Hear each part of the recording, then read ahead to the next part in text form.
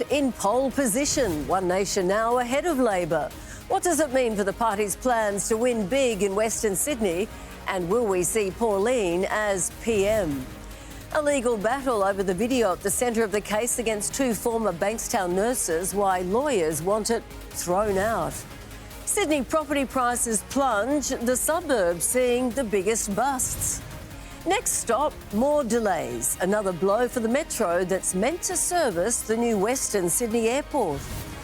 A killer's secret taken to the grave. Peter Falconio's mother pleads for closure 25 years on from his death. And World Cup ready, the Socceroos squad revealed.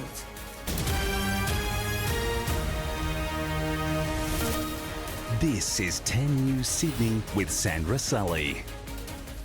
Good evening. First tonight, Pauline Hanson's once fringe political party, One Nation, has tonight reached new heights, outpolling both the federal government and the opposition. The surge in popularity could have huge ramifications for New South Wales in both the next state and federal elections. The party already declaring it wants to win over Sydney's West. One Nation's on a roll in the polls. A smash hit among voters. Pauline Hanson's the leader of the most popular party in Australia, and with that, it's unsurprising that everybody's calling you to be here, be there, want to meet you here. Support for the federal government withering after the federal budget. I would rather get the policy right and lose a bit of skin politically. The Australian people are calling the Prime Minister out for being a liar. They're lashing out because they're broke and they don't have any hope. But they're not turning to the coalition. For the first time, One Nation soared ahead to become Australia's most popular political party. 31% of the primary vote in the latest polling. Labor ever so slightly ahead in the two-party preferred. I don't read much into numbers 2 years out from an election. Anthony Albanese still ahead as preferred PM, but his likeability is taken a hit. Do I want to be Prime Minister? Well, I tell you what, I won't knock the job, Andrew, because I believe that I have the ability to do it. Like Donald Trump in the US and Nigel Farage in the UK, populist Pauline Hanson is capitalising on grievance politics. We want to make sure that Australia doesn't become like other countries where people have this sense that they are disconnected from the economy and disregarded from our society. The new Liberal Party president says, my job is to not fight on the right, so to speak. Going on to blast Anthony Albanese over flags and welcome to country ceremonies. As her popularity rises, Pauline Hanson's coping criticism over her parliamentary attendance record. She's been absent for 88% of Senate estimate hearing days over the past decade. Let us chair a couple of committees and you'll probably get a better result. Chloe Boris, 10 News. Lawyers for two former Bankstown nurses accused of threatening Israeli patients are trying to have the video at the centre of the case thrown out. The content creator who filmed it gave evidence today, admitting that he didn't know if it was legal to film someone and post it online. Former Bankstown Hospital nurses Sarah Abu Lebday and Ahmed Rashad Nadir face-to-face again with the Israeli content creator who filmed that viral video. I have a question though. I have a question. Let's say an Israeli, God forbid. I won't treat them. I'll kill them. Their lawyers are attempting to have it struck out, arguing it was recorded without their knowledge by Max Vifer, whose real name is Max Alinsky. Asked if he ever checked if it was legal to film and publish interactions online, Mr. Alinsky said he's not a lawyer, but he did Google it. The influencer, described as a propaganda warrior, said he often alerted police about concerning conversations he had on the chat room with people from around the world. Did you tell them about Israeli haters you detected online? Nadir's lawyer asked. Yes, of course. I sent them the video, Max Alinsky replied. Do you also seek that Israeli haters should lose their jobs? No, I just want to warn our people and I want the authorities to do their best at looking into the details of what happened. Max Alinsky gave his evidence over video link from Israel. He told the court that as an Israeli, he recorded all of the conversations on the chat room for his own protection. So if someone tried to threaten him, he had evidence. Abu Lebday and Nadir have pleaded not guilty to one charge of using a carriage service to menace, harass or offend Abu Lebday is also charged with threatened violence to a group. She's pleaded not guilty. What was it like seeing that Israeli influencer again on screen today? Are you hoping that a jury never... Their trial is expected to begin in August. John Paul Gonzo, 10 News. The average value of a Sydney home has fallen yet again, giving first home buyers what the Premier is calling the best chance in a decade to get their foot on the property ladder. But with homeowners yet to feel the full force of 3 consecutive interest rate rises, and with more expected, buyer confidence is lacking.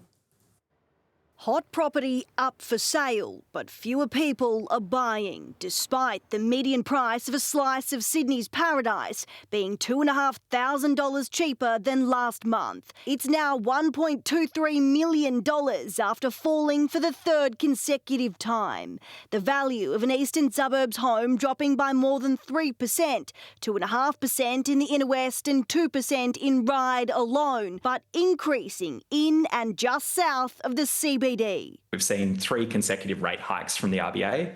That's weighing on buyer demand, on borrowing capacity, and that's flowing through to home prices. Just 50% of homes sold under the hammer at the weekend, clearance rates matching those during COVID, when the market felt a similar confidence dip in the economy. Buyers are still active, but they're a lot more selective and taking a lot longer to make decisions. With the market slowing, experts say buyers' mindsets have shifted from a fear of missing out to a fear of overpaying. They have the chance to evaluate what's available, and they're now in wait-and-see mode. Trying to time the market to buy at the lowest possible point rather than necessarily buying based on their actual property needs. Giving first home buyers an in. In the next 6 months, this is a good chance to enter the Sydney housing market, maybe the best chance in a decade. If stock levels continue to stay low and that prices aren't going to get any better, stock will continue to tighten. And what I think a lot of buyers are going to find is that what they want to buy actually becomes more expensive. Olivia Blunden, 10 News. The Middle East is tipping further towards all-out war again tonight. Israel announcing a new strategy, pushing ground troops further into Lebanon, while Iran says it doesn't trust any peace deal being offered up by the United States.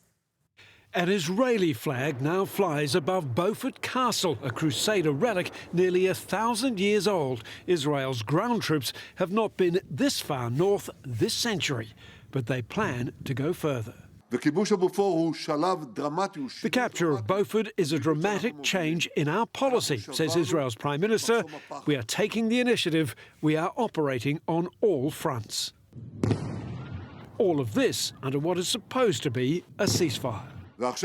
My instruction now is to deepen and expand our grip on places that were under Hezbollah control. The Iranian-backed terror group has responded with small numbers of rockets and drones.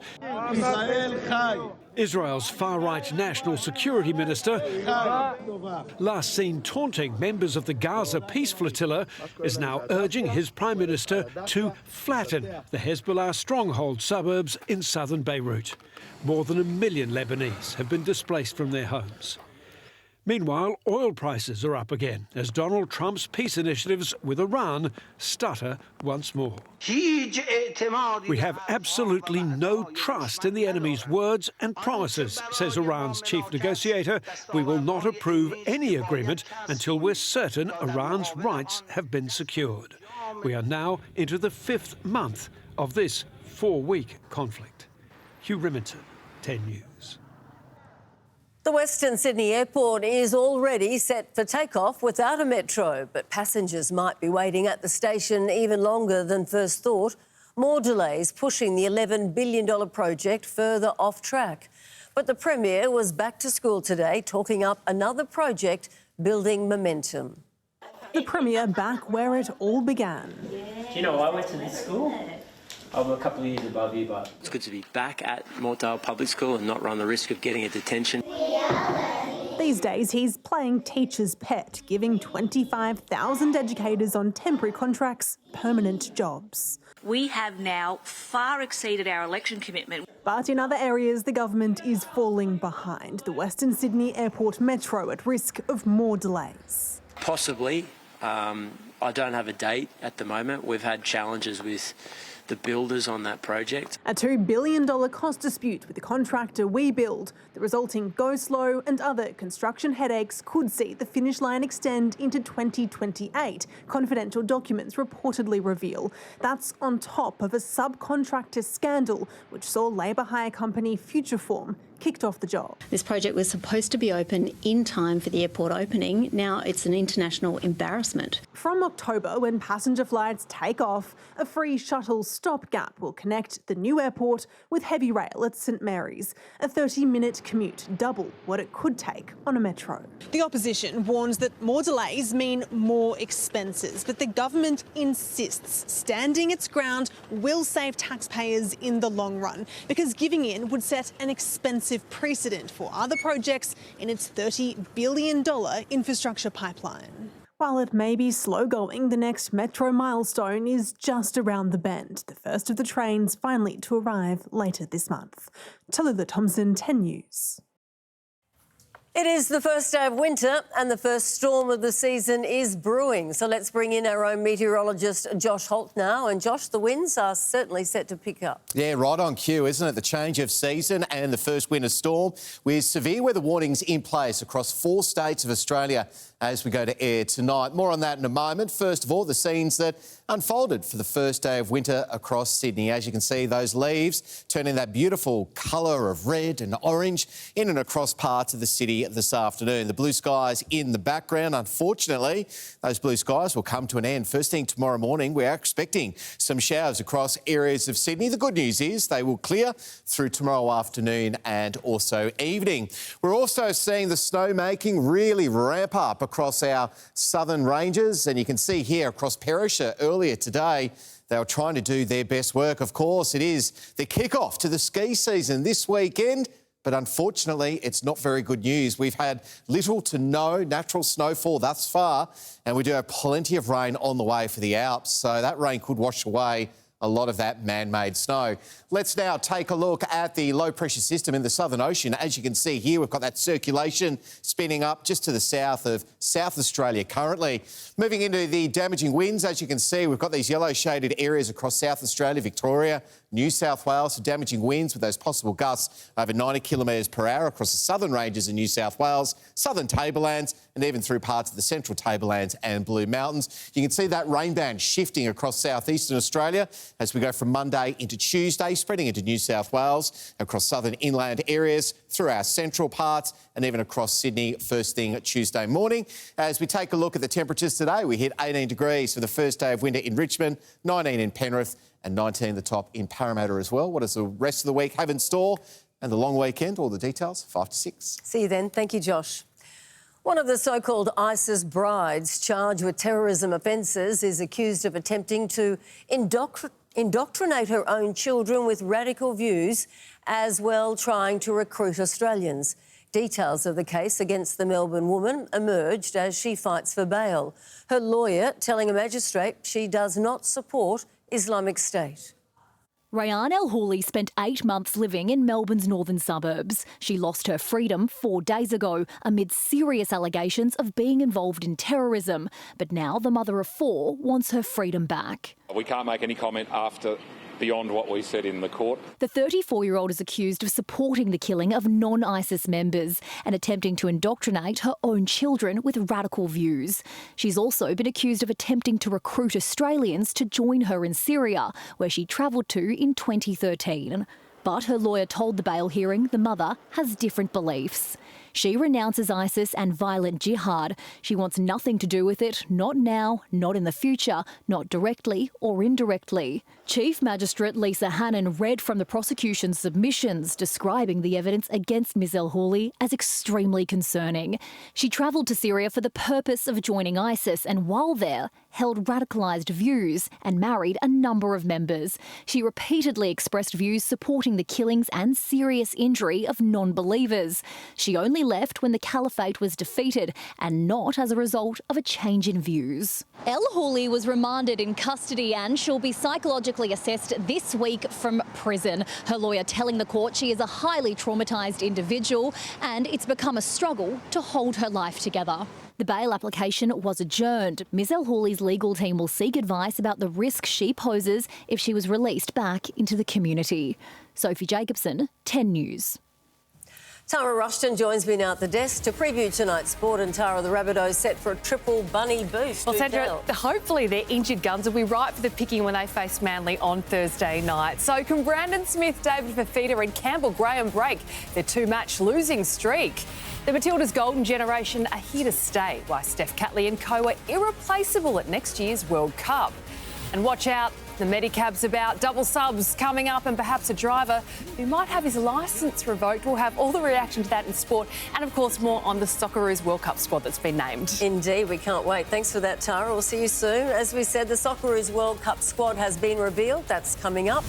Advice all parents should follow in the aftermath of two Sydney tragedies.